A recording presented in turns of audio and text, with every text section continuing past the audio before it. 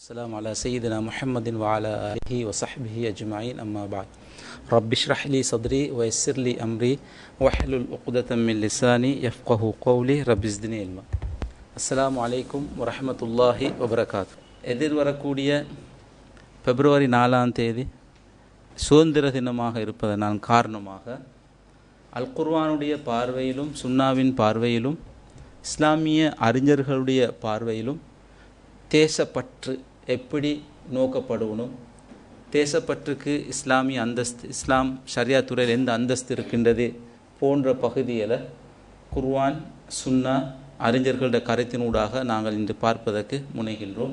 உங்களுக்கு தெரியும், வழமையாக நாங்கள் தப்சீர் வகுப்பில் சில விசேட தினங்கள் வந்தண்டா அது சம்பந்தமான விஷயங்களை அவதானித்து கருத்துக்களை பார்த்துட்டு போவோம்.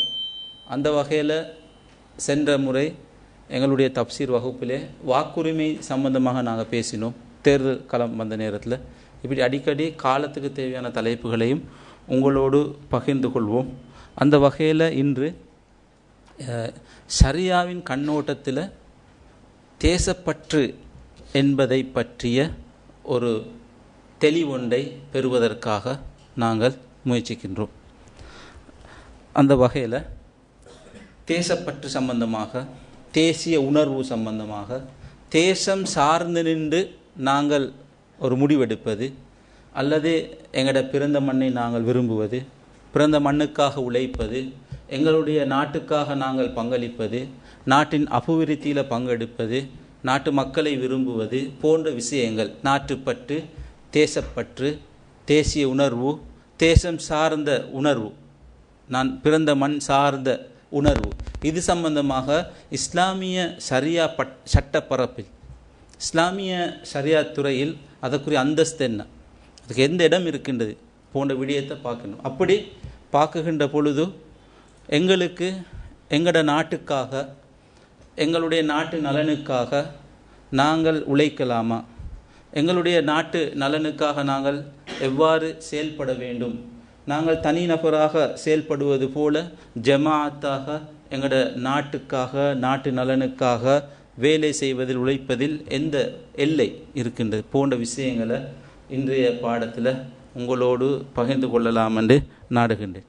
அதற்கு முன்னால், தேசிய உணர்வு சம்பந்தமாக பேசுவதற்கு முன்னால், இலங்கையில் வரலாற்றில் தேசத்துக்காக உழைத்த எங்களோட சமூகம், தேச உணர்வோடு பாடுபட்ட சில விடயங்களை உங்களோட ஞாபகத்துக்கு கொண்டு வருகின்றேன்.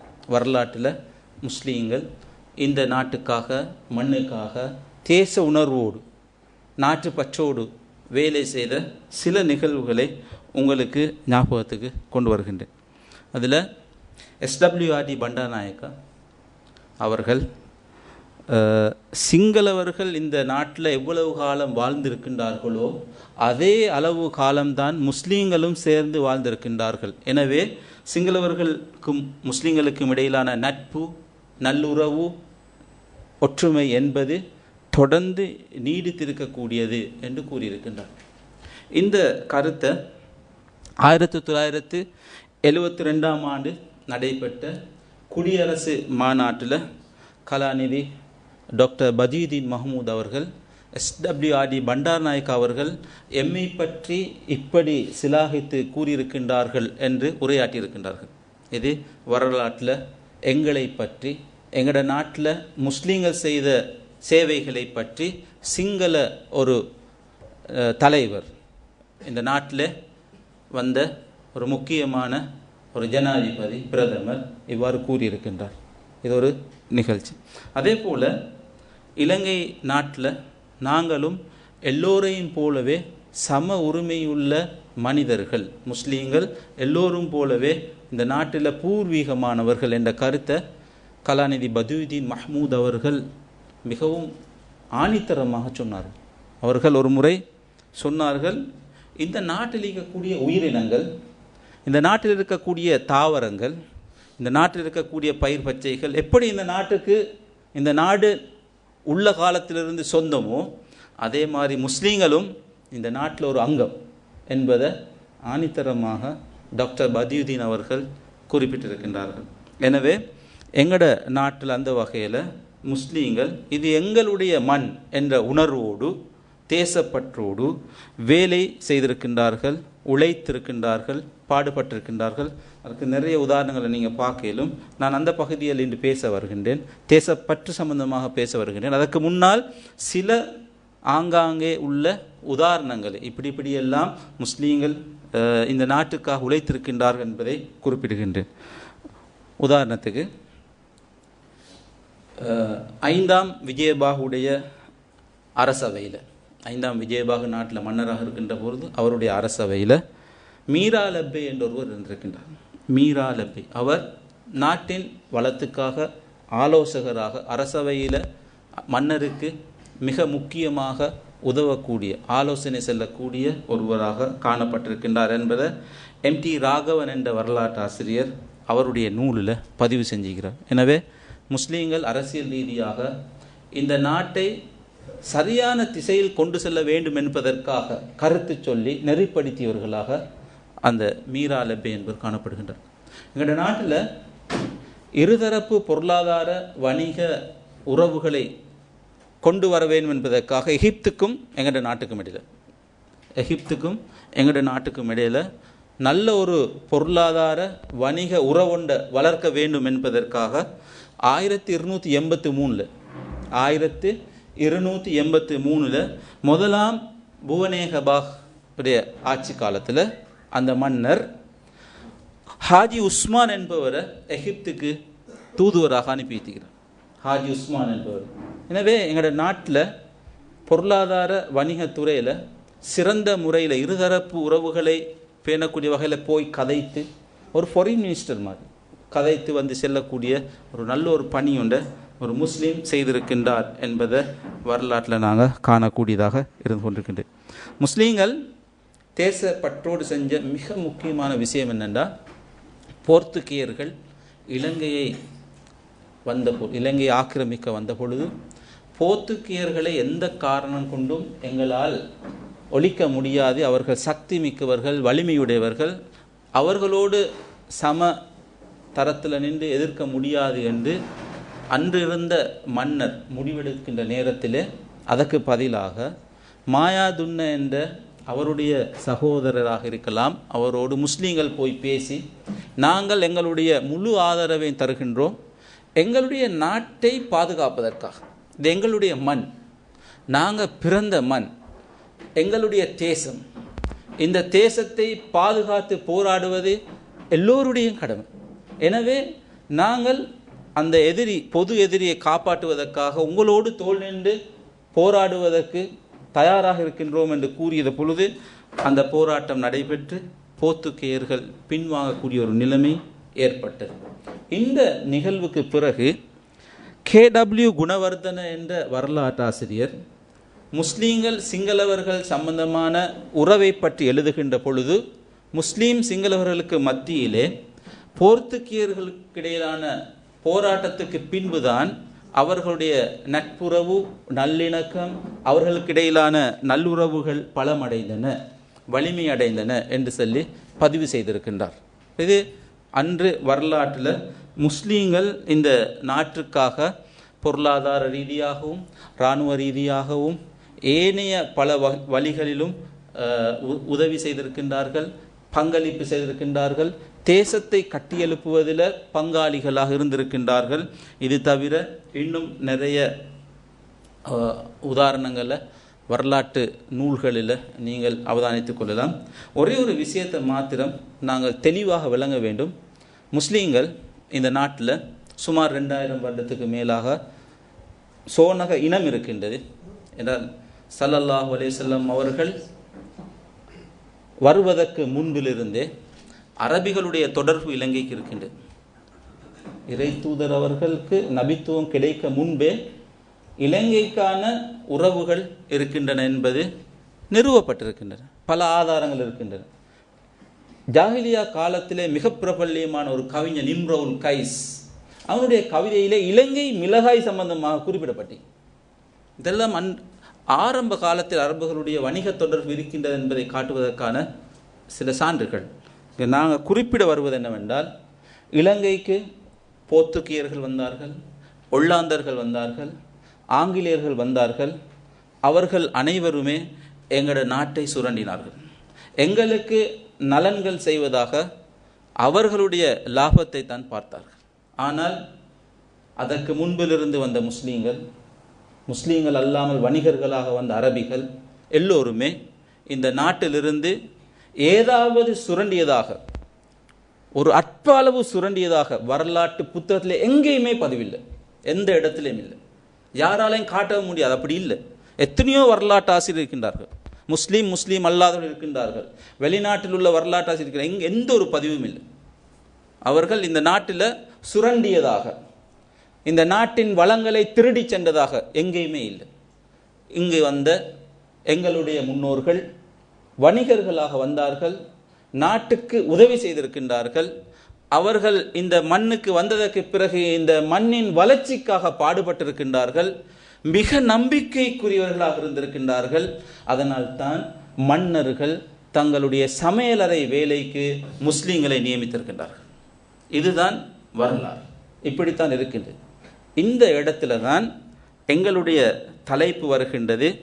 ஏன் இவர்கள் இவ்வாறு இலங்கையில் மாத்திரமல்ல, இந்தோனேசியாவிலும் மலேசியாவிலும் பிலிப்பைனிலும் முஸ்லீம்கள் அல்லது அரபிகள் அந்த நாட்டோடு தொடர்படுகின்ற பொழுது இப்படித்தான் நடந்திருக்கின்றார். ஏன்? காரணம் என்னவென்றால்,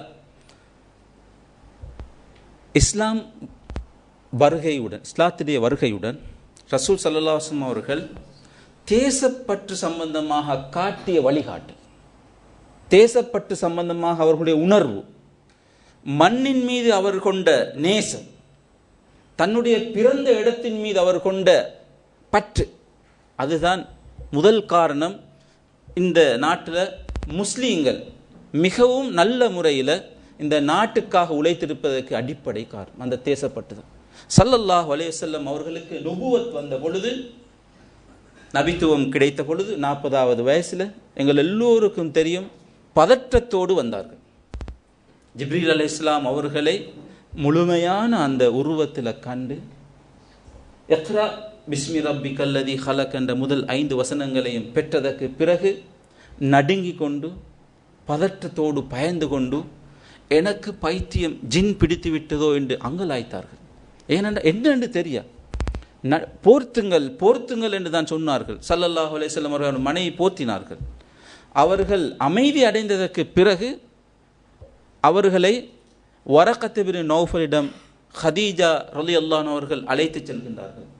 ஹதீஜா ரலியல்லாஹு அன்ஹா அவர்களுக்கு வரக்கத் இப்னு நௌஃப் மிகவுமே நெருங்கிய ஒரு ஷாச்சாவுடைய மகன், சொந்தக்காரர். அவருக்கு வேதங்கள் தெரியும், எழுத வாசிக்க தெரியும், முன்னைய வேதங்களில் வந்த விடயங்கள் எல்லாம் தெரியும். சிறந்த அன்றைய காலத்தில் இருந்த அந்த வேதங்களை பற்றிய பின்னணியும் அறிவுரையும் கொண்ட அறிவுகள் நிறைந்த ஒருவராக இருந்தார்.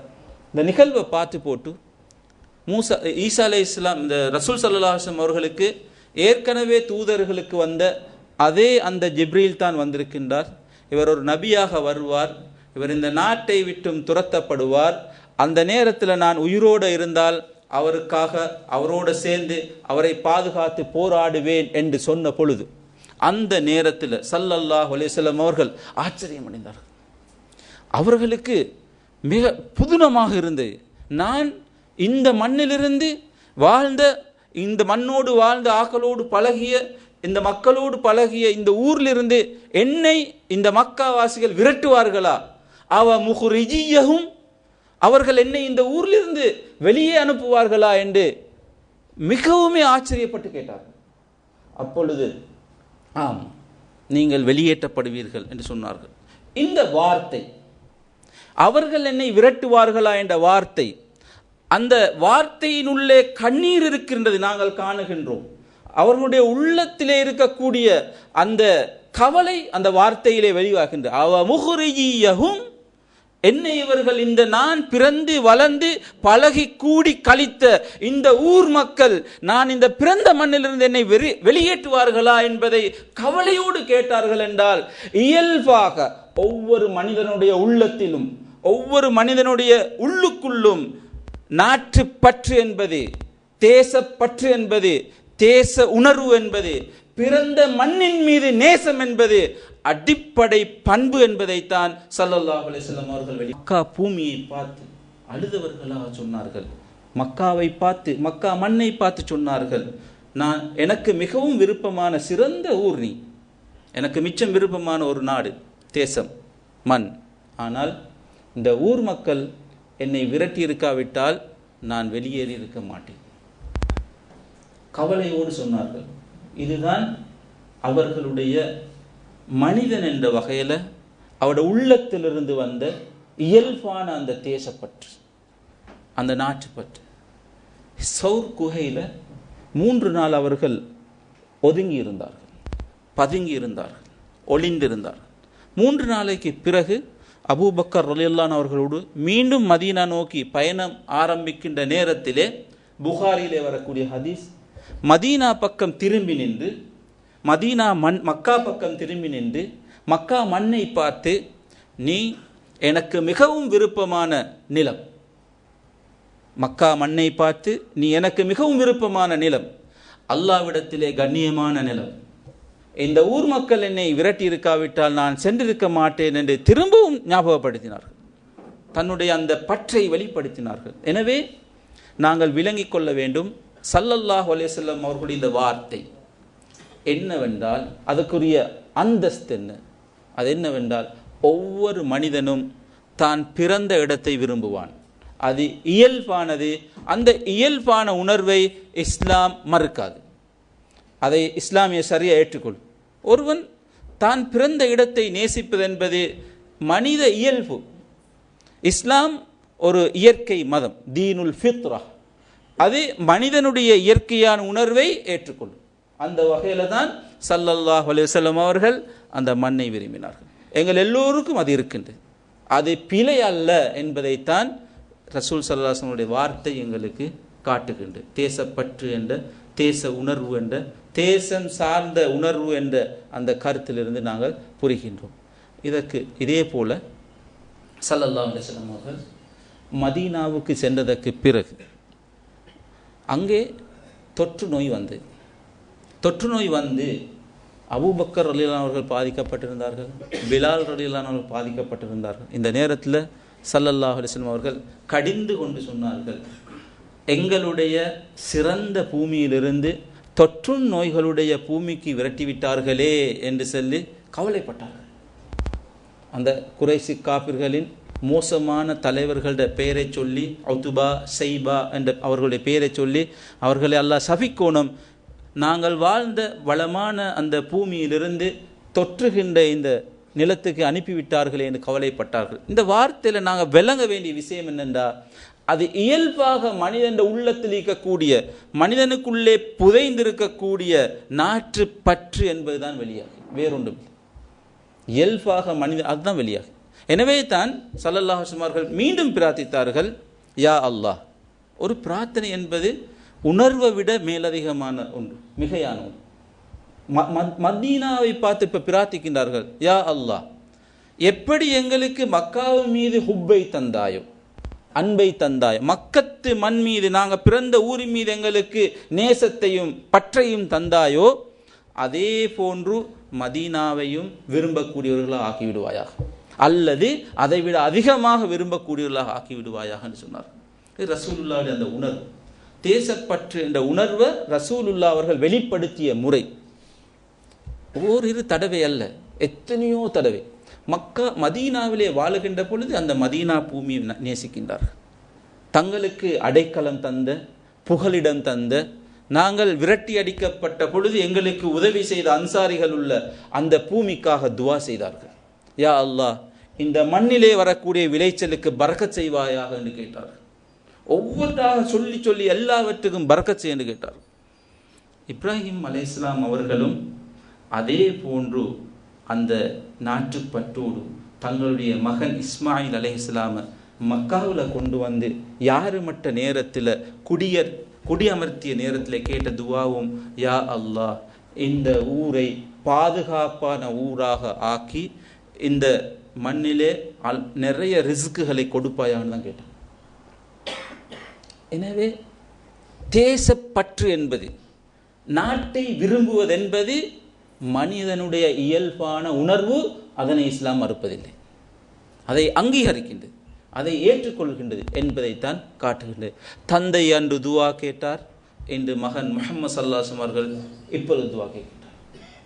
அவர்கள் பிறந்த மண்ணுக்காக. மதீனாவுக்கு போனதுக்கு பிறகு மதீனா மண்ணை எப்படி நேசித்தார்கள் என்றால், எல்லா பயணத்தின் பொழுதும் திரும்பி வருகின்ற பொழுது, எத்தனை பயணம் போயிருப்பார்கள், எவ்வளவு யுத்தங்கள், எவ்வளவு பயணங்கள், ஒவ்வொரு முறையும் மதீனாவுக்கு வருகின்ற பொழுது, நெருங்குகின்ற பொழுது, மதீனாவுடைய வீடுகள் தெரிபடுகின்ற பொழுது, கட்டடங்கள் தெரிபடுகின்ற பொழுது வேகமாக தங்களுடைய குதிரையை ஓட்டுவார்கள்.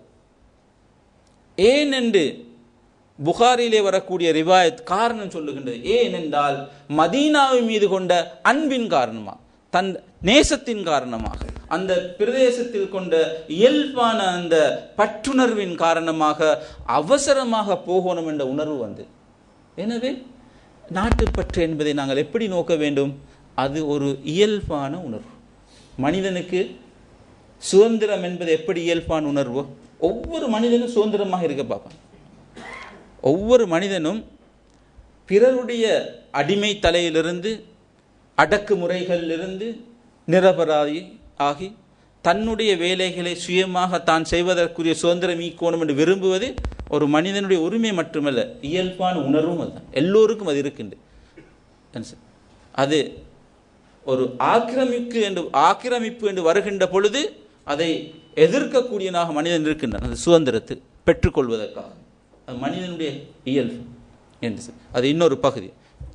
தேசப்பற்று சம்பந்தமாக நாங்கள் பார்க்குகின்ற பொழுது ஸல்லல்லாஹு அலைஹி வஸல்லம் அவருடைய வரலாற்றில் இப்படி நிறைய அவர்கள் தங்களுடைய அந்த இயற்கையான அடிப்படையான மனித உணர்வை வெளிப்படுத்திய சம்பவங்கள் ஏராளம்.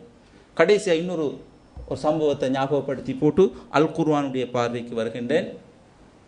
ஸல்லல்லாஹு அலைஹி வஸல்லம் அவர்கள் ஒரு முறை அவங்களோட வீட்டில் இருந்து வெளியே போயிருக்கின்றார்கள்.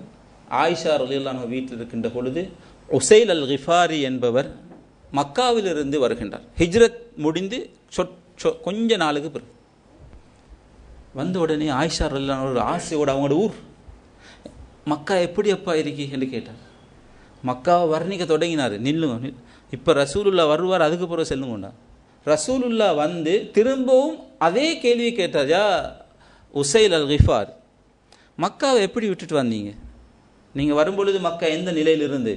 ஆசை, எவ்வளவு நாள் போனென்றாலும் ஏண்ட சொந்த ஊர் எப்படி இருக்கணும் என்று கேட்டு தெரிந்து கொள்ளணும் என்ற ஆசை. இதுதான் இயல்பான உணர்வு. இந்த உணர்வு அங்கீகரிக்கப்பட்டு அப்போ உசைல் அல் கிஃபாரி அவர்கள் மக்காவை பற்றி வர்ணிக்க ஆரம்பித்தாங்க. மக்காவிலே மழை பெய்திருக்கின்றது, பள்ளத்தாக்குகளிலே தண்ணீர் ஓடி இருக்கின்றது, செழிப்பாக மரங்கள் முளைத்திருக்கின்றன என்று வர்ணிக்க தொடங்கும் பொழுதே கிஃபாரியோட வாயை மூடி போதும் போதும் நிறுத்துங்க, இதுக்கு மங்கால சொல்லி என் உள்ளத்தில் கவலை ஏற்படுத்தவான்னு சொன்னாங்க. இதுக்கு மங்கால நான் பிறந்த மண்ணை சொல்லி அதன் அழகுகளை சொல்லி செழிப்பை வளத்தை கூறி எனக்கு கவலையை உருவாக்க வேண்டாம் என்று சொன்னார்கள். இயற்கை உணர்வு. ஒரு மனிதன் தன் பிறந்த பூமியை விரும்புவது என்பது இயற்கையான உணர்வு என்பதைத்தான் இது காட்டுகின்றது, இந்த சம்பவம் காட்டுகின்றது. இதே போன்று சஹாபாக்களும் தாங்கள் பிறந்த பூமியை நேசித்தார்கள். இதே மாதிரி அந்த நேசத்தை வெளிப்படுத்தியிருக்கின்றார்கள். பிலால் ரலியல்லாஹு அன்ஹு அவர்கள் தங்களுடைய பிறந்த வாழ்ந்த அந்த பகுதிக்கு, உண்மையிலே பிலால் ரலியல்லாஹு அன்ஹு அவர்கள் ஹபஷாவை சேர்ந்தார். மக்கத்துக்கு வந்ததுக்கு பிறகு அந்த பூமியை விரும்புகின்றார்கள். மதீனா வந்ததுக்கு பிறகு அந்த பூமியை விரும்புவார்கள். முஸ்லீம்கள் இருக்கின்ற பூமியெல்லாம் எனது தேசமே என்ற கொள்கை தான் அது. எங்கெல்லாம் ஒரு முஸ்லீம் இருக்கின்றானோ அந்த இடம் எனது இடம் என்ற உணர்வோடு பார்க்கக்கூடிய அந்த உணர்வு. பிலால் ரலியல்லாஹு அன்ஹு அவர்கள் மக்கத்தை நேசித்து விட்டு மதீனாவிலிருந்து ஒரு சந்தர்ப்பத்திலே நோயுற்று இருக்கின்றார்கள். அந்த சந்தர்ப்பத்திலே கவிதை பாடினார்கள். மதீனாவில் இருக்கக்கூடிய இடங்களை குறிப்பிட்டு, மரங்களை குறிப்பிட்டு, பள்ளத்தாக்குகளை குறிப்பிட்டு, இந்த இடத்திலெல்லாம் நான் இருக்கக்கூடாதா, அந்த இடம் எனக்கு தெரிபடக்கூடாதா, இந்த மரநிழலுக்கு கீழே நான் எப்பொழுது திரும்பி சென்று வருவேன் என்றெல்லாம் நினைத்து அந்த மதீனாவை மக்காவை நினைத்து அவர்கள் கவி பாடினார்கள். புகாரியிலே இந்த பதிவு வந்திருக்கு. இவர்கள் இப்படி கவிதை பாடினார்கள் என்பது இமாம் புகாரி அவர்கள் அவங்களுடைய கிரந்தத்தில் பதிந்திருக்கின்றார்கள். அபூபக்கர் ரலியல்லாஹு அன்ஹு அவர்கள் மக்காவை நினைத்து கவிதையாக பாடினார்கள். அந்த கவிதை இமாம் புகாரி பதிவு செய்திருக்கின்றார்கள். இவைகளெல்லாம் அவங்களோட தேசப்பற்று, தேச உணர்வு, அது மனித இயல்பு, மனிதனுக்குள்ளே புதைந்திருக்கக்கூடிய ஒரு நல்ல உணர்வு, அது மனிதாபிமானத்தின் வெளிப்பாடு. அது இருக்க வேண்டும். அது இருந்தால்தான் நாடு முன்னேறும். அது இருந்தால்தான் மக்களுக்கு மத்தியிலே இணக்கம் வரும். அந்த உணர்வு இருந்தால்தான் நாடு வளம் பெறும். அந்த உணர்வு இருந்தால்தான் நாடு அபிவிருத்தி அடையும் என்ற கருத்தை உமர் ரலியல்லாஹு அன்ஹு அவர்கள் விளங்கினார். சாதாரண ஒரு விஷயம் அல்ல. தேசப்பற்று என்பது ஒரு பக்தியாக பார்க்கல, தேசத்தை வணங்குவதாக பார்க்கல, அது பிழையான ஒன்று. ஆனால் தேச உணர்வு இயல்பானது. அதன் மூலம் நடப்பது நாட்டை விரும்புவோம், நாட்டின் எழுச்சி அபிவிருத்தியை விரும்புகின்றோம், நாட்டு மக்களை நேசிக்கின்றோம், அவர்களுக்கு நலன்களை செய்வதற்காக நாங்கள் ஒன்றுபடுகின்றோம், உழைக்கின்றோம் என்பது பொருள். அதனால் உமர் ரலியல்லாஹு அன்ஹு அவர்கள் சொன்னார்கள், அம்மர் அல்லாஹுல் பிலாத பிஹுப்பில் அவுதான். அல்லாஹு தஆலா இந்த நாடுகளை எப்படி அபிவிருத்தி செய்தான் என்றால், மக்களுக்கு இந்த ஹுப்புல்வத் என்ற உணர்வை கொடுத்ததன் மூலம், தேசப்பற்றை கொடுப்பதன் மூலம் நாட்டை அபிவிருத்தி செய்கின்றான் என்று உமர் ரலியல்லாஹு அன்ஹு அவர்கள் சொன்னார்கள். உமர் ரலியல்லாஹு அன்ஹு அவர்கள் யார்? உமர் ரலியல்லாஹு அன்ஹு அவர்கள் அர் ரஜ்லுல் முல்ஹம் என்று சொல்றார். அவர் ஒன்றை நினைப்பாரு, வஹி வரும் அது சம்பந்தமாக. அவர் ஒன்றை எதிர்பார்ப்பாது, அது குறித்து அல்லாஹு தஆலா வஹி இறக்குவார்.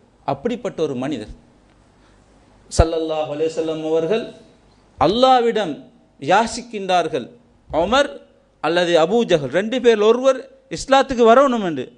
அந்த துஆவுக்கு பிறகுதான் உமர் ரலியல்லாஹு அன்ஹு அவர்கள் இஸ்லாத்துக்கு வருகின்ற சம்பவம் நடைபெறுகின்றது. அவ்வளவு பெரிய ஒரு மனிதர், அவருடைய எதிர்கூர் அப்படித்தான் இருக்கும், தூர திருஷ்டி பார்க்கக்கூடிய ஒருவர்.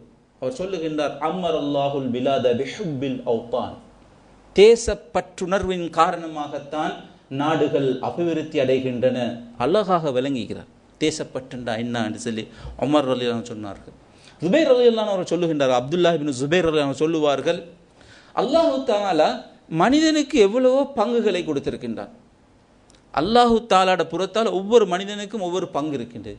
அழகு ஒரு பங்கு, அல்லாஹ் கொடுத்த அறிவு ஒரு பங்கு, அல்லாஹ் கொடுத்த ரிஸ்க் ஒரு பங்கு. அது அல்லாஹ் கொடுக்குறது, அது மனிதன் நினைத்தெடுக்க முடியாது. அல்லாஹ் நாடின அந்த அளவு தான் கிடைக்கும்.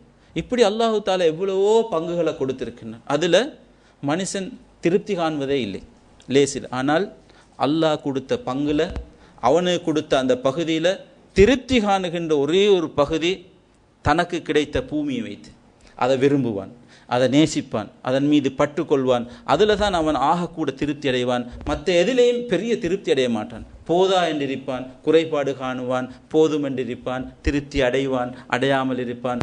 ஆனால் தனக்கு கிடைத்த தான் பிறந்த அந்த மண்ணிலே அவன் திருப்தி கொள்வான், அதை நேசிப்பான், அதை விரும்புவான். அது வெறுமனே ஒரு பாலைவனமாக இருந்தாலும் அதன் மீது நேசம் கொள்வான்.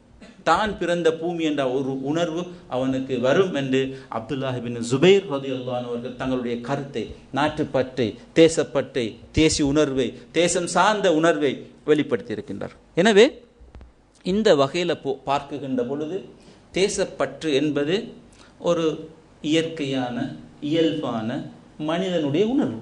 அந்த உணர்வு மதிக்கத்தக்கது, வரவேற்கத்தக்கது, அங்கீகரிக்கத்தக்கது, ஏற்றுக்கொள்ளப்பட்டது.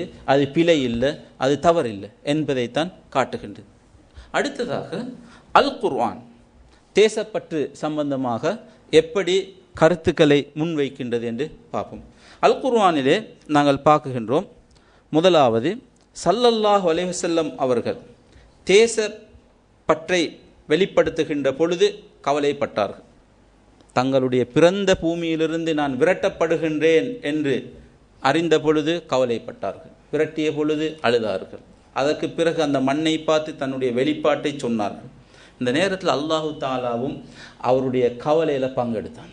அல்லாஹு தாலா ஸல்லல்லாஹு அலைஹி வஸல்லம் அந்த தேச உணர்வு சம்பந்தமான கவலையில் பங்கெடுத்து அல்லாஹு தாலா சொன்னான், وَكَأَيٍّ مِّن قَرْيَةٍ هِيَ أَشَدُّ قُوَّةً مِّن قَرْيَتِكَ الَّتِي أَخْرَجَتْكَ أَهْلَكْنَاهُمْ فَلَا نَاصِرَ لَهُمْ. ரசூலுல்லாஹ் பார்த்து அவர்களை தேற்றி ஆற்றுப்படுத்தி அவர்களுக்கு உள்ளத்திலே அமைதியை கொடுக்கக்கூடிய வகையிலே அல்லாஹு தாலாவும் அந்த கவலையில் பங்கெடுத்து சொன்னான், நபியே, எவ்வளவோ கிராமங்கள், ஊர்கள், நாடுகள் நீ வாழுகின்ற மக்காவை விட பலமிக்க ஊர் நாடுகள் இருந்தன. ஆனால் அந்த ஊரிலிருந்து அவர்கள் அங்கங்கு வந்த நபிமார்களை வெளியேற்றினார்கள். உன்னை வெளியேற்றிய இந்த மக்காவாசிகளை விட இதற்கு முன்பு வெளியேற்றியவர்கள் பலமிக்கவர்கள், அஷத்து குவா. இருந்தாலும் அஹ்லக்னாஹும், நாங்கள் அவர்களை அழித்தோம்.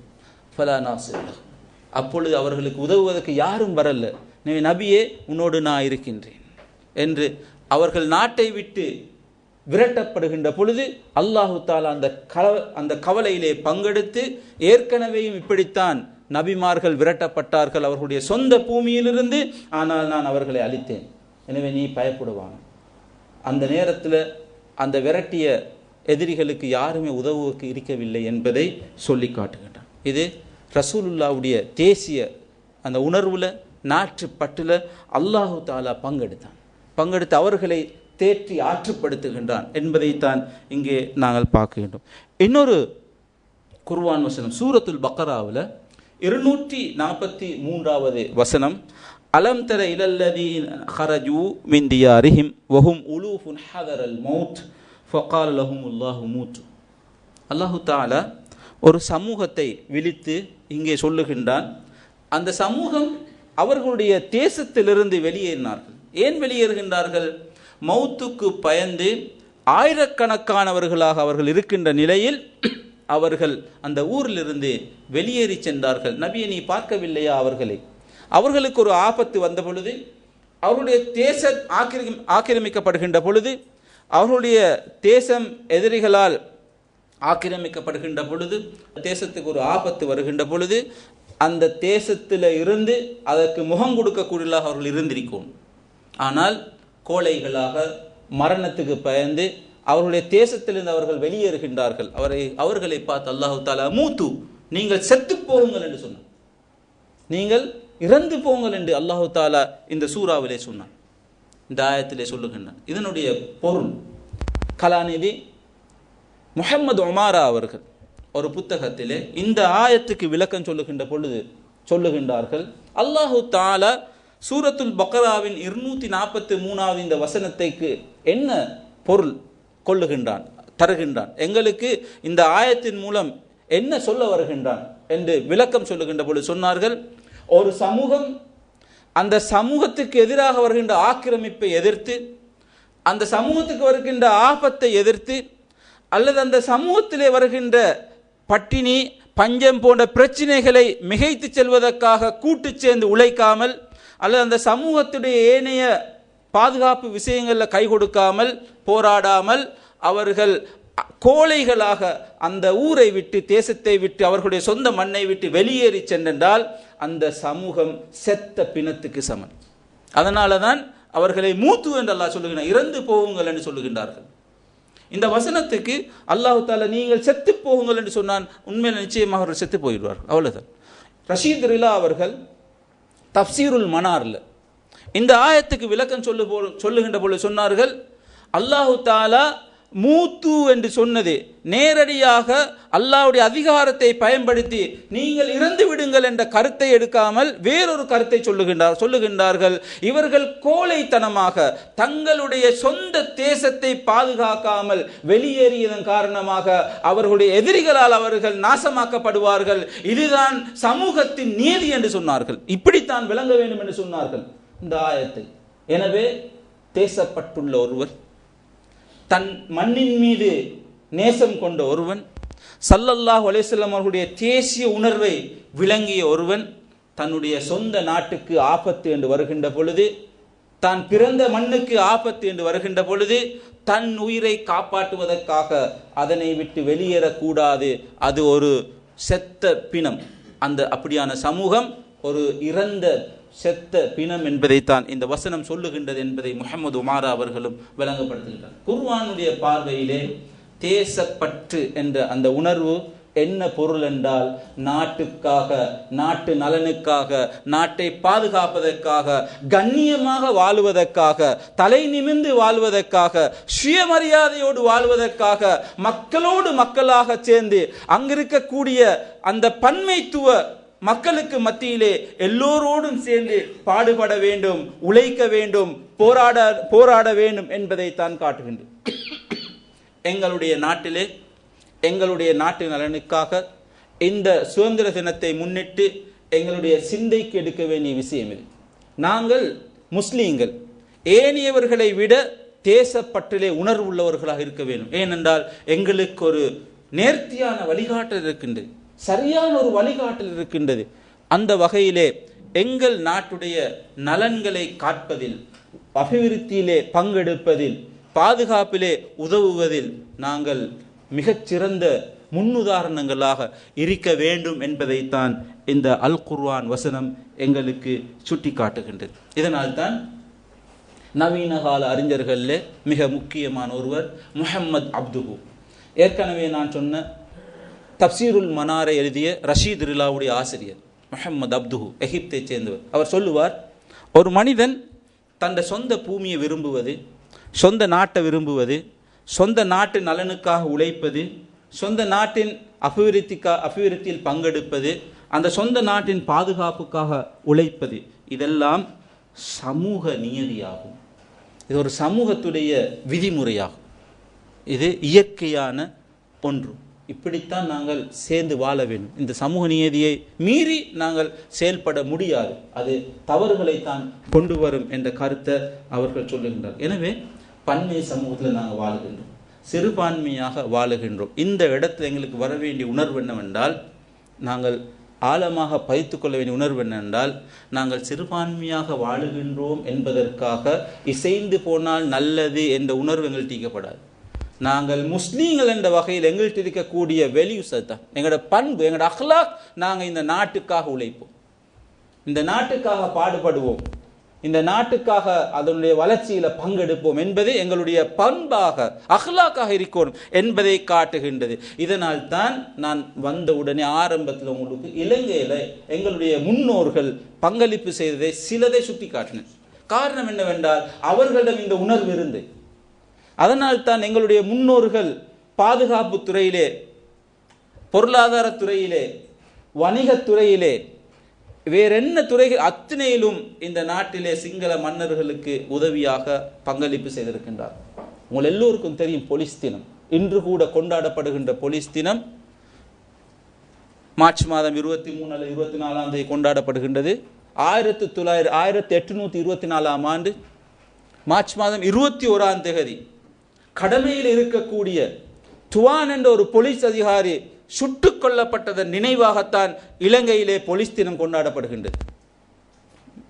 அப்ப எங்கட நாட்டுக்காக அவர் கொலை செய்யப்பட்ட அந்த தினத்தை வைத்து தான் இந்த போலீஸ் தினம் கொண்டாடப்படுகின்றது.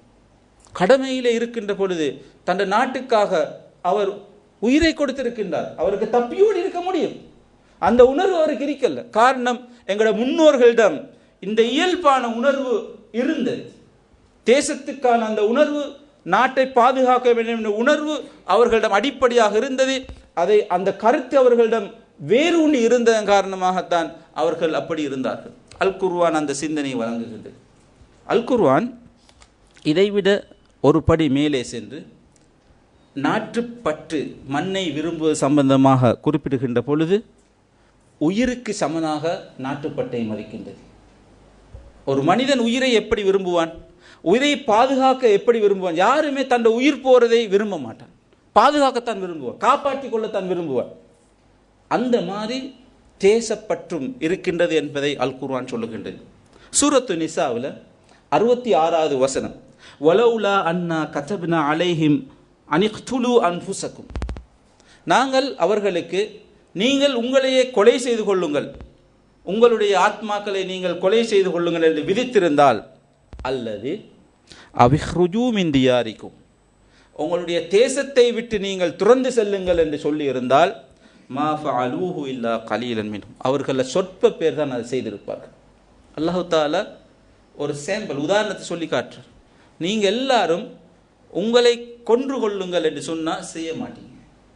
ஈமான் உள்ள கொஞ்சம் பேர் தான் செய்வாங்க, அல்லாஹ்வோடு நெருக்கம் உள்ள கொஞ்சம் பேர் தான் செய்வாங்க. அதுக்கு அடுத்ததாக அதுக்கு சமனாக அல்லாஹ் சொல்லுகின்றான், அல்லது உங்களோட தேசத்திலிருந்து நீங்கள் வெளியேறுங்கள் என்று சொன்னாலும் செய்ய மாட்டீங்க. உயிரை கொள்வதும் நாட்டை துறப்பதும் சமனான இடத்துல வச்சு அல்லாஹ் சொல்லுகின்றான்.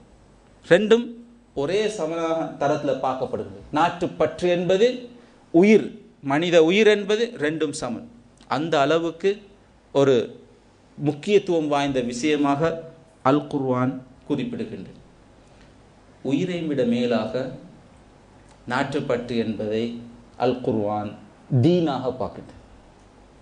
அல் குர்ஆன் தீனாக பார்க்குது. சூரத்துல் மும்தஹினாவிலே லா யன்ஹாகுமுல்லாஹு அனில்லதீன லம் யுகாதிலூகும் ஃபித்தீன், மார்க்கத்தில் உங்களோடு போராடாதவர்களை அல்லாஹு தஆலா பின்னால் அவர்களுக்கு நன்மை செய்வதை, நீதியாக நடந்து கொள்வதை தடுக்கவில்லை.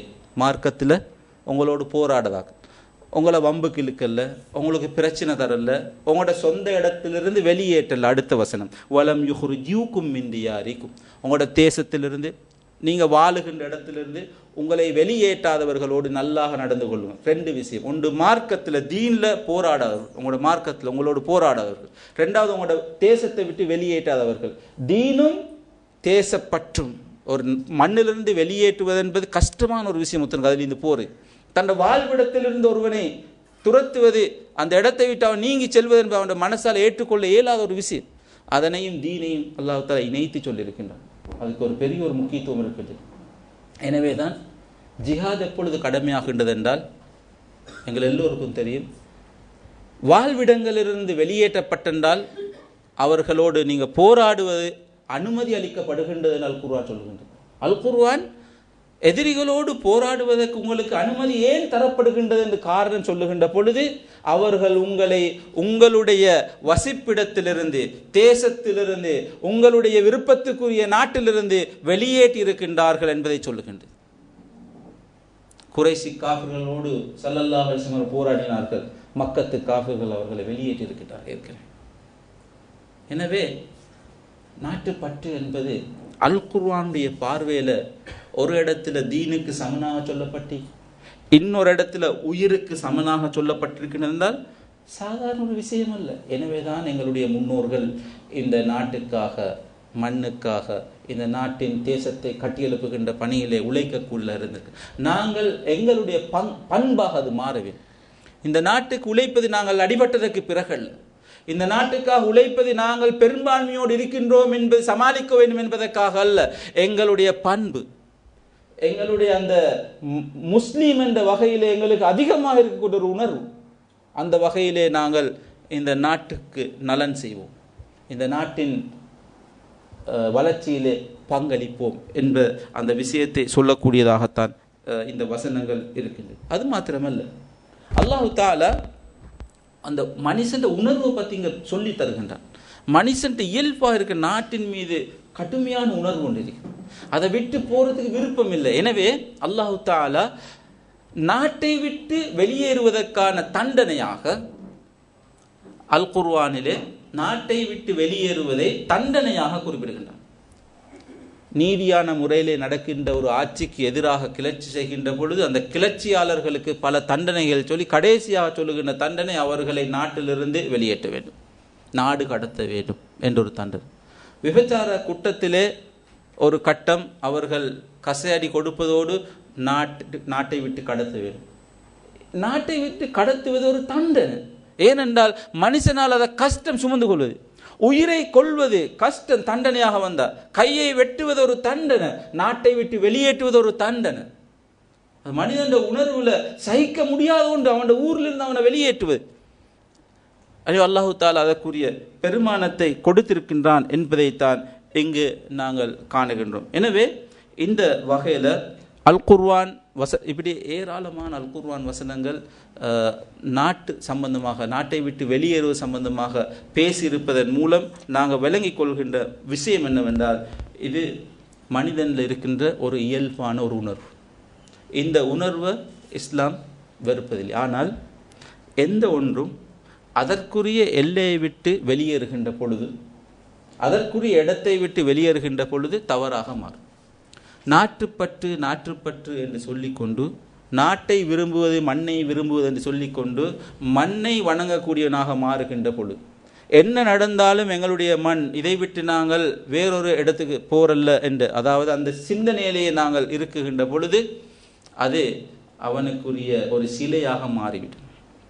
நாட்டுப்பற்று என்பதை நாங்கள் எப்படி விளங்க வேண்டும் என்றால், அந்த உணர்வை எப்படி விளங்க வேண்டும் என்றால், ஒன்று இயல்பாக ஒருவன் தான் பிறந்த பூமி விரும்புவான், அது ஓகே. இரண்டாவது நாட்டுப்பற்று என்பது நாட்டு மக்களுக்கு செய்யக்கூடிய சேவை என்ற உணர வேண்டும். நாட்டு மக்களுக்கு செய்யக்கூடிய சேவை என்பதை நாங்கள் புரிந்து கொள்ள வேண்டும், அதுதான் நாட்டுப்பற்று. மூன்றாவது, இந்த நாட்டை எதிர்த்து ஆக்கிரமிக்கின்ற பொழுது அல்லது நாட்டுக்கு ஒரு ஆபத்து வருகின்ற பொழுது அதை விடுவிப்பதற்காக, காப்பாற்றுவதற்காக போராடுதல், அது நாட்டுப்பற்று. கண்ணியத்தோடு வாழ்வது அடிப்படை, கௌரவத்தோடு வாழ்வது அடிப்படை, ஹுர்ரியா சுதந்திரமாக இருப்பது அடிப்படை. இஸ்லாமிய வணக்கங்கள் எல்லாத்தையும் எடுத்து பாருங்க, அதில் ஒரு நிபந்தனை இருக்கும், சுதந்திரமானவனாக இருக்க வேண்டும், முஸ்லீமாக இருக்க வேண்டும், சுதந்திரவானாக இருக்க வேண்டும்.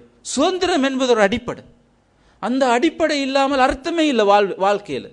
எனவே அந்த சுதந்திரத்தை பெறுவதற்காக அவன் போராடினால் அது அவன் இருக்கக்கூடிய நல்ல நாட்டுப்பற்று. மண்ணை வணங்குவதல்ல இங்கே நாங்கள் சொல்லுவது, அல்லது நாட்டுப்பற்று என்பதற்காக, எந்த நாடு என்பதற்காக, எந்த நாடு செய்கின்ற அனைத்து அநியாயங்களுக்கும் நான் கையுயர்த்தி சம்மதிப்பேன் என்பதல்ல இங்கே நாங்கள் சொல்ல வருவது, அது பிழை.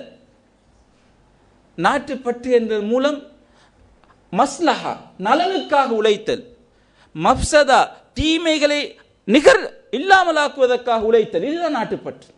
அநியாயங்களை ஒழித்து கட்டுவதற்காக, நீதி நிலைத்து நிற்க வேண்டும் என்பதற்காக உழைத்தல். யாருடைய சுயநலத்துக்காகவும் போட்டி பொறாமைகளை உருவாக்குவதற்காகவும் சண்டை சச்சரவுகளை உருவாக்குவதற்காக நாட்டுப்பற்று அடிப்படையாக இருக்கக்கூடாது. இது ஏண்ட ஊர், இது நான் பிறந்த ஊர் என்பதற்காக அந்த ஊர் ரெண்டா பிரிய போகின்றால், அல்லது அந்த ஊரிலே ஒரு போட்டி பொறாமை வந்து பூசல்கள் வரும் என்றிருந்தால் அது நாட்டுப்பற்றில், அது சுயநலம், அது நாட்டு துரோகம், நாட்டை சின்ன பின்னப்படுத்துகின்ற ஒரு வேலை. ஒரு சமூகத்தை அப்படி பிரிக்க முடியாது, ஒரு உம்மத்தை அப்படி பிரிக்க முடியாது. எனவே இயல்பாக இருக்கின்ற அந்த உணர்வுக்குரிய அந்த இடத்துக்கு அங்கால நாங்கள் அதனை கொண்டு போகின்ற பொழுது, நாட்டுப்பற்று என்ற பேரில் சமூகத்தை பிரிக்கின்ற பொழுது, ஒற்றுமையாக இருக்கின்ற சமூகம் வேறுபடுகின்ற பொழுது, நான் இந்த நாடு, நீ அந்த நாடு, எங்களுக்கும் அவருக்கும் இடையில கீரியும் பாம்பும் போல உறவுகள் வர முடியாது. அப்படி வந்தால் அது நாட்டுப்பற்று இல்லை, அது இஸ்லாம் சொல்லுகின்ற தேசப்பற்று அல்ல.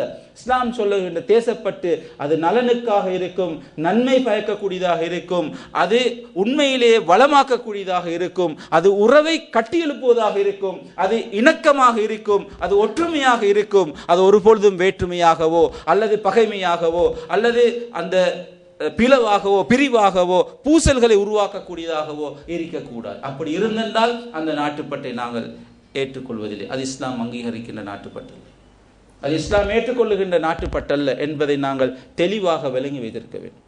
எனவே இந்த வகையில் நாட்டுப்பற்று முழுமையான ஒரு வடிவம் என்று நாங்கள் பார்க்குகின்ற பொழுது, நாட்டுப்பற்று அதனுடைய முழுமையான வடிவத்தில் பார்க்குகின்ற பொழுது, நாட்டுப்பற்று என்பது இயல்பாக மனுஷன்ட்ட தான் பிறந்த பூமியை நேசித்தல் என்ற கருத்து வருகின்றது. இரண்டாவதாக தன்னுடைய நாட்டுக்காக, தேசத்துக்காக, தேசத்தின் பாதுகாப்புக்காக, தேசத்தின் சுதந்திரத்துக்காக, கண்ணியமாக வாழ்வதற்காக உழைத்தல் என்ற ஒரு பொருள் வருகின்றது. அதனையும் இஸ்லாம் அங்கீகரிக்கிறது. மூன்றாவதாக நாட்டுப்பற்று என்ற வகையில் பல்லின சமூகமாக வாழுகின்ற பொழுது எல்லோரும் சேர்ந்து அந்த நாட்டின் அபிவிருத்திக்காக, அந்த நாட்டுடைய வளத்துக்காக கூட்டிணைந்து பங்களிப்பு செய்து ஒத்துழைப்பது என்பது இஸ்லாம் அங்கீகரிக்கின்றது. எல்லோரும் சேர்ந்து நாட்டை கட்டுவதற்காக அங்கீகரிக்கின்ற அந்த விஷயம் ஏற்றுக்கொள்ள முடியும். ஆனால் பிளவுகள் வரக்கூடிய வகையில் ஏற்கனவே சொன்னது போல பிரிவுகள் வரக்கூடிய வகையிலே நாட்டுப்பற்று என்பது, தேசியவாதம் என்பது இருந்தென்றால் அதனை இஸ்லாம் அங்கீகரிப்பதில்லை. இதில் இந்த சிந்தனையை பல அறிஞர்கள் பேசியிருக்கிறார். நாங்கள் இப்போ குர்ஆனில் சுன்னாவில் நாட்டுப்பட்டுக்கு இஸ்லாமிய சட்டப்பரப்பில் அந்தஸ்தை பார்த்தோம், அது பெரிய ஒரு அந்தஸ்து. ஆனால் இஸ்லாமிய சிந்தனையாளர்கள் அழகாக விளங்கப்படுத்திக்கணும். இது சம்பந்தமாக பேசியவர் அப்துல் ரஹ்மான் கவாகிபி, முஹம்மது அப்துஹு இதை பற்றி பேசியிருக்கின்றார். ரஷீத் ரிலா அவர்கள் நாட்டுப்பட்டு சம்பந்தமாக தெளிவான விளக்கத்தை சொல்லியிருக்கின்றார். ஜமாலுதீன் அஃப்கானி அவர்கள் நாட்டுப்பட்டு சம்பந்தம் தெளிவாக கருத்து சொல்லியிருக்கின்றார், விளங்கி இருக்கின்றார்கள். இந்தியாவிலே இருந்த அபுல் கலாம் ஆசாத் அவர்கள் பற்று சம்பந்தமாக மிக தெளிவாக அவருடைய கருத்தை வெளியிட்டிருக்கின்றார். யூசுஃபுல் கர்லாவி அவர்கள் இது சம்பந்தமாக பேசியிருக்கின்றார்கள். முஹம்மது அப்து அவர்கள் இது சம்பந்தமாக தெளிவான கருத்துக்களை சொல்லி அவருடைய கருத்துக்களை தொகுத்து பார்க்குகின்ற பொழுது அவர்கள் தெளிவாக சொல்லுகின்றார்கள். நாட்டுப்பற்று என்பது அது வெளியிலிருந்து வந்த ஒன்றல்ல. எங்களுக்கு நாட்டுப்பற்றை சொல்லித் தருவதற்கு வேறு யாரும் வர தேவையில்லை. அது முஸ்லீம்களுடைய அறிஞர் முஸ்லீம்கள் உள்ளால வந்த ஒரு விஷயம். நாங்கள் லிபரல்வாதிகளிடமிருந்து இந்த கருத்தை பெறவில்லை. இது இஸ்லாம் எங்களுக்கு மனுஷன் உள்ளுக்கு வச்சுக்கின்ற ஒரு உணர்வு. இஸ்லாம் அதை வரலாற்றில் எங்களுக்கு தெளிவுபடுத்தி தந்திருக்கின்றது. எனவே இந்த உலகத்திலே இன்று இந்த அறிஞர்களுடைய கருத்தெல்லாம் பார்க்குகின்ற பொழுது வரக்கூடிய முடிவு என்னவென்றால், இந்த உலகத்திலே இருக்கக்கூடிய சீர்திருத்தவாதிகள், இந்த உலகத்திலே மீண்டும் ஒரு ஹிலாஃபா வர வேண்டும் என்று உழைக்கக்கூடிய உலமாக்கள், தாயிகள், அல்லாஹ்வுடைய பாதையிலே போராடக்கூடிய அந்த போராளிகள் எல்லோரும் மொத்தமாக எங்களுடைய உம்மத்துக்கான அந்த ஹிலாபத் மீண்டு வர வேண்டும் என்று போராடுகின்ற அதே நேரத்தில் தங்களுடைய தேசம் சார்ந்து நின்றும் யோசித்துத்தான் வேலை செய்கின்றார்கள் என்பதில் வேறு கருத்தில்லை. அப்படித்தான் அவர்கள் போராடுகின்றார்கள். யாரை எடுத்துக்கொண்டார் அவங்களுடைய வாழுகின்ற அந்த பூமியில தேசம் சார்ந்து சிந்திக்கின்ற, தேசத்தின் எழுச்சி அபிவிருத்திக்காக உழைக்கின்ற அதே நேரத்தில் உம்மத்துக்காக, சர்வதேச முஸ்லிம் உம்மத்துக்காக கவலையோடு போராடுகின்றவர்களாகத்தான் ஒட்டுமொத்த இஸ்லாமிய அறிஞர்களும் இருக்கின்றார்கள். இது இன்றைய நவீன கால அறிஞர்கள் நாட்டுப்பற்று சம்பந்தமாக விளக்கப்படுத்தப்படுகின்ற பொழுது எப்படி இதை பார்க்க வேண்டும் என்று சொல்லுகின்ற பொழுது சொல்லிய கருத்து. இதன் அர்த்தம் என்னவென்றால், தேசப்பற்று என்பது ஒரு பக்தி பூஜை செய்யக்கூடிய ஒன்று அல்ல, மன்ன கடவுளாக எடுக்கிற ஒரு விஷயம் அல்ல. தேசப்பற்று என்பது தேசத்துக்கான விருப்பம் அல்ல, மக்கள் நலனுக்காக நாங்கள் கொள்ளுகின்ற விருப்பம். தேசப்பற்று என்று ஒரு உள்ளத்தில் அந்த தேசப்பற்று இருந்தென்றால் என்ன நடக்கும் என்றால், அவன் தன் நாட்டு மக்களை நேசிப்பான், தன் நாட்டு மக்களுடைய பிரச்சனைகளை கரிசனை செலுத்துவான், நாட்டுக்கு ஏதும் ஆபத்து வருகின்ற பொழுது அதை காப்பாற்றுகின்ற பங்காளியாக அவன் மாறுவான். இதுதான் தேசப்பற்றின் ஊடாக நாங்கள் விளங்க வேண்டிய விஷயமே தவிர, வெறும் மண்ணுக்கு அந்த அளவுக்கு அதிகமான அந்தஸ்தை கொடுத்து பூஜிக்கக்கூடிய நிலைக்கு போறாது தவறு என்பதை இந்த அறிஞர்கள் தெளிவாக விளங்கப்படுத்தி. இப்படித்தான் இதை பார்ப்போம், இப்படித்தான் இதை விளங்கணும். கலாநிதி யூசுப் கர்லாவி அவர்கள் அல் வதன் வல் முவாத்தனா என்ற ஒரு புத்தகத்தில் நாட்டுப்பற்று சம்பந்தமாக அதை எப்படி நோக்கப்பட வேண்டும் என்ற இந்த கருத்தை மிக அழகாக தெளிவாக விளங்கப்படுத்தி இருக்கின்றார்கள். கலாநிதி முஹம்மது இமாரா அவர்கள் நாட்டுப்பற்று சம்பந்தமாக பேசுகின்ற பொழுது இந்த நவீன உலகத்திலே வாழ்ந்த முக்கியமான சீர்திருத்தவாதிகளுடைய வரலாற்றுகளை மிக தெளிவாக ஒவ்வொருவராக எடுத்து அவருடைய வரலாற்றை ஆராய்ந்து அவர்கள் எப்படி ஒட்டுமொத்த முஸ்லிம் உம்மத்துக்காக, உம்மத்தின் விடிவுக்காக போராடினார்களோ அதே போன்று தன்னுடைய நாட்டை சார்ந்து நின்றும் போராடி இருக்கின்றார்கள் என்பதை தெளிவுபடுத்துவார்கள். எனவே நாங்கள் இந்த நாட்டிலே வாழுகின்ற பொழுது எங்களுடைய நாட்டிலே நாங்கள் ஒரு தேசப்பட்டுள்ளவன் என்ற உணர்வு எங்களுக்கு இருந்தென்றால் நாங்கள் இந்த நாட்டு மக்களை நேசிக்க வேண்டும், இந்த நாட்டின் எழுச்சியிலே எங்களுக்கு பங்களிப்பு இருக்க வேண்டும், இந்த நாட்டின் அபிவிருத்தியிலே நாங்கள் பங்காளியாக ஆக வேண்டும். இலங்கையிலே இருக்கக்கூடிய முஸ்லீம்களை பற்றி DS சேனாநாயக்கா அவர்கள் 1946ஆம் ஆண்டு சோனக சம்மேளன கூட்டத்தில் கருத்து தெரிவிக்கின்ற பொழுது, DS சேனாநாயக்கா அவர்கள் எங்கள் நாட்டில் இருந்த முக்கியமான முதலாவது பிரதமர். அவர் சோனக பொருளாதார ஒரு சம்மேளனத்தில் கருத்து தெரிவிக்கின்ற பொழுது 1946ஆம் ஆண்டு சுதந்திரம் கிடைக்க முந்தி சொன்னார், இலங்கை நாட்டின் பொருளாதாரத்துக்கு முஸ்லீம்கள் முதுகெலும்பாக இருந்தார். போலியாக சொன்ன வார்த்தைகள் அல்ல, நாட்டுப்பற்றோடு எங்களுடைய மக்கள் வாழ்ந்திருக்கின்றார்கள், அதன் அர்த்தத்தை விளங்கி இருக்கின்றார். நாங்கள் இப்பொழுது அந்த அர்த்தத்தை விளங்கி எங்களுடைய நாட்டிலே எங்களுடைய அந்த பற்றை காட்ட வேண்டியவர்களாக இருக்கின்றோம். உண்மையில் ஆக குறைந்தது பிப்ரவரி 4ஆம் தேதி நாட்டுப்பற்றுள்ளவர்கள் என்ற உணர்வை நாங்கள் காட்டுவதென்றால் எங்களுக்கு எங்களுடைய வீடுகளிலே கொடியேற்ற முடியும், எங்களுடைய மஸ்ஜிதுகளிலே கம்பங்களிலே கொடியேற்ற முடியும். எங்களுடைய நாடு, எங்களுக்கு சுதந்திரம் கிடைத்த நாடு, எங்களுக்கு விடுதலை கிடைத்த ஒரு நாடு. விடுதலைக்காக அல்லாஹு தஆலா ஒரு நபி அனுப்பினார். நாங்கள் இந்த சூராவை படிக்கின்ற பொழுது பார்த்தோம். மூசா அலைஹிஸ்ஸலாம் ஏன் இந்த உலகத்துக்கு வந்தார்கள்? அவர்களுடைய பணி என்ன? எதற்காக அனுப்பப்பட்டார்கள்? அடிமை தலையில் இருக்கின்ற பனு இஸ்ரவேலர்களை விடுதலை செய்து சொந்த மண்ணுக்கு, தாய் நாட்டுக்கு, கனான் என்ற அந்த ஊருக்கு, பலஸ்தீனுக்கு கொண்டு செல்வதற்காகத்தான் அவர்கள் நபியாக அனுப்பப்பட்டார்கள். ஃபிரௌனுக்கு எப்படி தூதை கொண்டு செல்ல வேண்டும் என்பது அவருடைய பணியும், அதே போன்று இரண்டாவது அந்த நபிக்கு கிடைத்த பணி அடிமையாக வாழுகின்ற அந்த சமூகத்தை, பனு இஸ்ரவேலர்களை விடுதலை செய்து சுதந்திரமாக வாழக்கூடிய அவர்களுடைய தாய் மண்ணுக்கு அழைத்து செல்ல வேண்டும். அதற்குத்தான் போராடினார்கள், அதற்குத்தான் வந்தார்கள். அதுதான் அவருடைய பணி. சுதந்திரம் தான் அடிப்படை. சுதந்திர உணர்வு வேண்டும். சுதந்திரமாக இருக்குகின்ற பொழுதுதான் ஏனைய அனைத்து, இல்லாட்டி பெருமானம் இல்லை மனிதனுக்கு. அல்லாமா இக்பால் அவர்கள் ஒரு கவிதையிலே சொன்னார்கள், பிறரின் தயவில் வாழுவது பேதமையாகும் மே மனிதா, அறிவா இறைவன் கூறுகிறான் அழகாம் சுய மரியாதையுடன் நிமிந்தே நடனி பயமில்லை என்று சொன்னார்கள். அல்லாமா இக்பால் யார்? தேசப்பட்டு சம்பந்தமாக பேசிய, ஆப்கானியோடு இருந்து சமமாக பார்க்கப்படக்கூடிய பெரிய ஒரு அறிஞர். அவர்கள் அந்த சுயமரியாதையை தன்னுடைய கவிதையிலே பாடி வைத்தார்கள். அபூபக்கர் ரலியல்லாஹு அன்ஹு அவர்கள் பாடிய கவிதையை புகாரி இமாம் அவர்கள் பதிவு செய்திருக்கின்றார்கள். இன்று வரை நாங்கள் புகாரி இமாம் என்று சொல்லுகின்றோம். அவருடைய பெயரை கேட்டால் யாருக்கும் தெரியாது, ஆனால் அவருடைய நாட்டின் பெயர் தான் தெரியும். தேசப்பற்று உணர்வு, அந்த நாட்டின் பெயர் தான் எல்லாருக்கும் தெரியும். முஹம்மது இஸ்மாயில் என்று கேட்டால் யாருக்கும் தெரியாது. முஹம்மது இஸ்மாயில் பதிவு செய்திருக்கின்றார் என்றால் யாரும் அதை எந்த கிரமம் என்று பார்ப்பார்கள். ஆனால் புகாரி என்றால் எல்லாருக்கும் தெரியும். புகாரி அவர் பிறந்த மண், திருமிதி அவர்கள் பிறந்த மண். எனவே நாட்டு பற்று என்பது எங்களுடைய முஸ்லீம்களுடைய அடிப்படையான அந்த உணர்வை வெளிப்படுத்தியிருக்கின்ற வரலாற்று முழுக்க எங்களுடைய நாட்டிலே நாங்கள் அதனை வெளிப்படுத்த வேண்டும். அதில் எந்த தடையும் இல்லை. உலமா சபையிலே பத்வா கொடுத்திருக்கின்றார்கள், பள்ளி வாசலிலே தற்காலிகமாக கம்புகளை நாட்டாமல் நிரந்தரமாக நாட்டி வையுங்கள். ஒவ்வொரு வருஷமும் கம்பத்திலே கொடியேற்றுவதற்காக. ஏனென்றால் எங்களுடைய சமூகம் அந்த நாட்டுப்பட்டை இந்த நாட்டுக்கு காட்டியிருக்கின்றது. இப்பொழுது எங்களுடைய காலம், நாங்கள் அதனை காட்ட வேண்டும். இஸ்லாம் அதனை அங்கீகரிக்கின்றது. அங்கீகரிக்க முடியாத நாட்டுப்பட்டிலே நாங்கள் ஒருபொழுதும் தலையிட மாட்டோம். பிழையான நாட்டுப்பட்டிலே நாங்கள் ஒருபோதும் கலந்து கொள்ள மாட்டோம். துரோகத்துக்கு நாங்கள் ஒருபோதும் உடந்தையாக இருக்க மாட்டோம். எங்களுடைய அகீதா கரைந்து போவதற்கு நாங்கள் இடமளிக்க மாட்டோம்.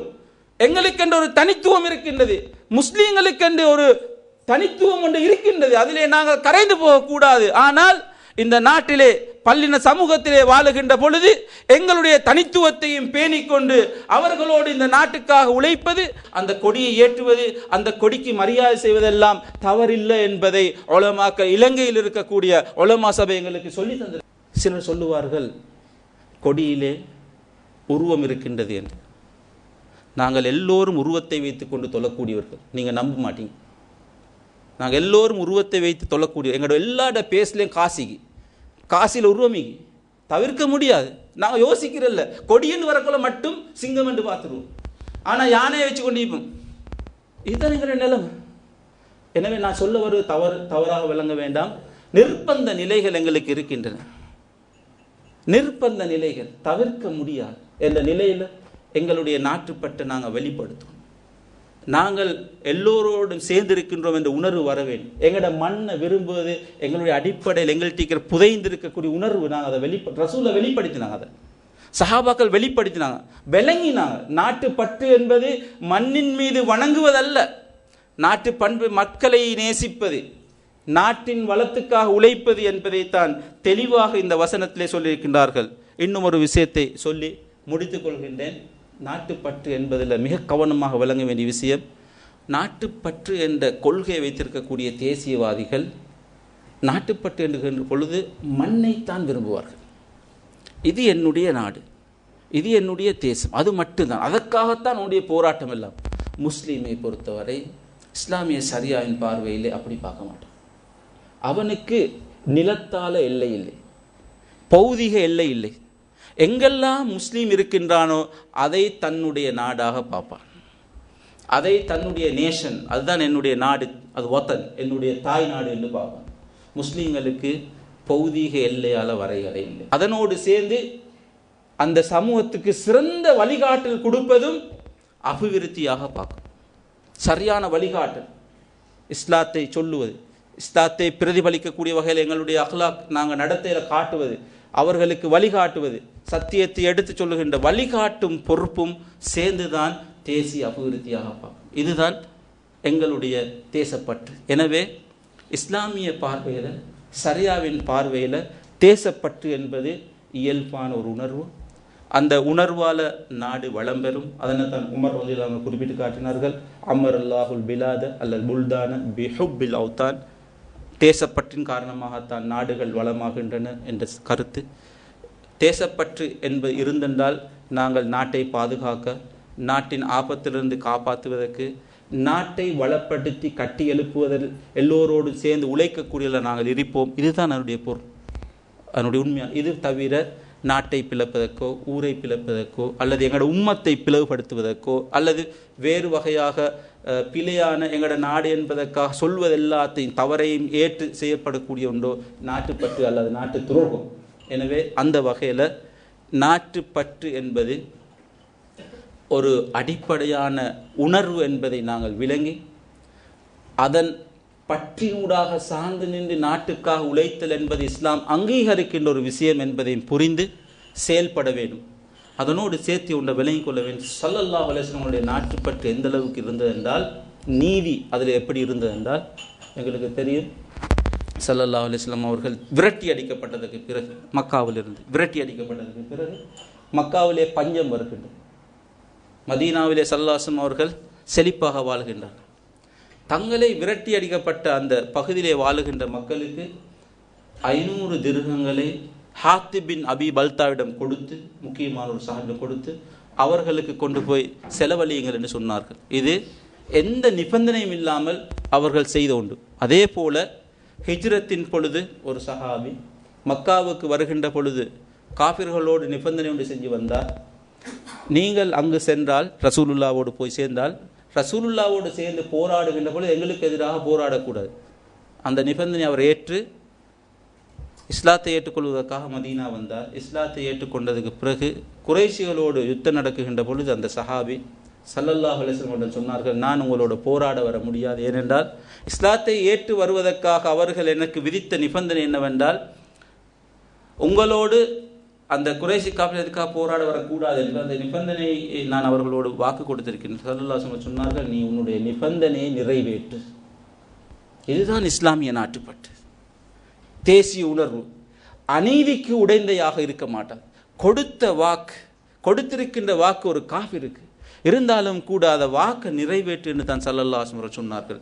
இப்படி முழுமையான ஒரு வடிவத்தில் தான் இந்த நாட்டுப்பற்றை நாங்கள் விளங்க வேண்டும். அந்த வகையில் தான் ஸல்லல்லாஹு அலைஹி வஸல்லம் அவர்கள் அது ஒரு இயல்பான உணர்வு என்று வெளிப்படுத்தினார்கள். சஹாபாக்கள் வெளிப்படுத்தினார்கள். அல் குர்ஆன் அதற்கு ஒரு பெரிய ஒரு அந்தஸ்து கொடுத்திருக்கின்றது. அது இருக்கின்ற ஒரு இயல்பான மனித உணர்வு சகிக்க முடியாததை விட்டு விலகுவது, நாட்டை விட்டு என்பதைத்தான் அந்த வசனங்கள் எங்களுக்கு காட்டின. இஸ்லாமிய அறிஞர்கள் அதனை தெளிவாக விளங்கப்படுத்தி, வாழுகின்ற பொழுது பல பிரச்சனைகளோடு வாழ்வோம். இந்த நேரத்தில் நாங்கள் எதில் கலக்கக்கூடாது, எதில் கலந்திருக்க வேண்டும், எப்படி சேரக்கூடாது, எப்படி சேர்ந்திருக்க வேண்டும் என்பதை தெளிவுபடுத்தியிருக்கின்றார்கள். எனவே நாங்கள் எங்களுடைய இந்த சுதந்திர தினத்தை முடியுமான அளவு அதனை வெளிப்படுத்தக்கூடிய வகையிலே கொடியேற்றுவதோடு எங்களுக்கு முடியுமாக இருந்தென்றால் பள்ளிவாசல்களிலோ அல்லது நிறுவனங்களிலோ கூட்டாக இருந்து அந்த தினத்தை நாங்களும் சேர்ந்து எங்களோட நாட்டுக்காக சுதந்திரம் கிடைத்த முக்கியமான ஒரு விஷயம் அதை நாங்கள் வெளிப்படுத்தக்கூடியதாக இருந்தென்றால் நிச்சயமாக ஓரளவுக்கு எங்களுடைய தேசப்பட்ட நாங்கள் வெளிப்படுத்தில மாறுவோம். அதுக்கு அப்பால் எங்களுக்கு இந்த நாட்டோடு, நாட்டு வளத்தோடு, நாட்டை அபிவிருத்தி செய்வதில் பெரிய ஒரு பங்களிப்பது தனிநபர் இல்லாவிட்டாலும் ஒவ்வொரு தனிநபரும் இந்த சிந்தனையை விளங்கியிருக்க வேண்டும் என்பதற்காக நாங்கள் நிறுவன ரீதியாக ஜமாத்தாக செய்யக்கூடிய வேலைகள் இருக்கின்றன. ஆனால் ஒவ்வொரு தனிநபருக்கும் அந்த சிந்தனை தெளிவிருக்க வேண்டும், அந்த புரிதல் இருக்க வேண்டும் என்பதற்காக இன்றைய வகுப்பில் தேசிய உணர்வு சம்பந்தமான இந்த விஷயத்தை உங்களோடு பகிர்ந்து கொண்டோம். ஜஸாக்குமுல்லாஹ் ஹைரன் வ ஆஹிர் தஅவானா அல்ஹம்துலில்லாஹி ரப்பில் ஆலமீன். வஸ்ஸலாமு அலைக்கும் வரஹ்மத்துல்லாஹி வபரகாத்துஹு.